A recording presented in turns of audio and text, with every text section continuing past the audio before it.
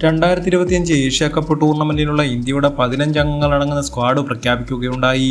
ഈ സ്ക്വാഡിൽ ആദ്യമായി Asia cup കളിക്കുന്ന 7 താരങ്ങളാണുള്ളത്. അവരാരൊക്കെയാണെന്ന് നോക്കാം. 1. അഭിഷേക് ശർമ്മ.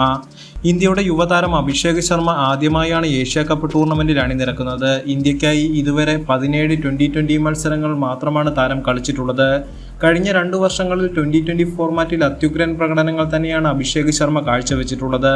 ഇതുതന്നെയാണ് അഭിഷേകിനെ ഏഷ്യ കപ്പ് സ്ക്വാഡിൽ ഉൾപ്പെടുത്താനുള്ള പ്രധാന കാരണവും.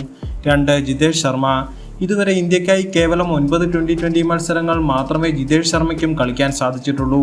നിലവിൽ ശുഭമാൻ ഗിൽ ഓപ്പണിംഗ് സ്ഥാനത്തേക്ക് എത്തുകയും സഞ്ജു സാംസണ് ടീമിലെ സ്ഥാനം നഷ്ടപ്പെടുകയും ചെയ്യുകയാണെങ്കിൽ ജിതേഷ് ശർമ്മയാവും ഇന്ത്യയുടെ ആദ്യ ചോയ്സ് വിക്കറ്റ് കീപ്പർ. അങ്ങനെയെങ്കിൽ 2025 ഇന്ത്യൻ പ്രീമിയർ ലീഗിലെ തന്റെ ഫിനിഷിംഗ് ഫോം തുടരാനാവും ജിതേഷ് ശ്രമിക്കുന്നത്. 3. വരുൺ ചക്രവർത്തി.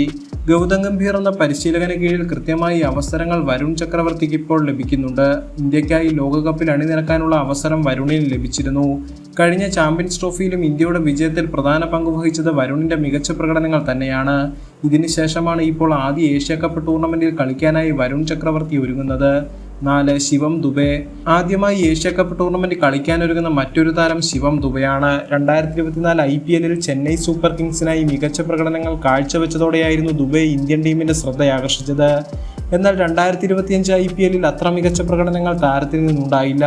പക്ഷേ ഏഷ്യ കപ്പിലൂടെ ഈ ഫോം മാറ്റിമറിക്കുക എന്നതാണ് ദുബെയുടെ ലക്ഷ്യം. സ്പിന്നിനെതിരെ കൃത്യമായി ആക്രമണം മധ്യനിരയിൽ അഴിച്ചുവിടാൻ സാധിക്കുന്ന ഒരു ബാറ്റർ കൂടിയാണ് ദുബെ. 5. സഞ്ജു സാംസൺ.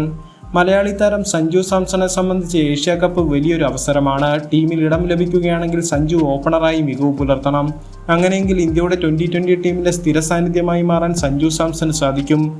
എന്നിരുന്നാലും ഗിൽ അടക്കമുള്ള താരങ്ങൾ ടീമിലേക്ക് തിരിച്ചു വരുന്നത് സഞ്ജുവിന്റെ സ്ഥാനത്തിന് തിരിച്ചടി സൃഷ്ടിച്ചേക്കാം. 6. ഹർഷിത് റാണ.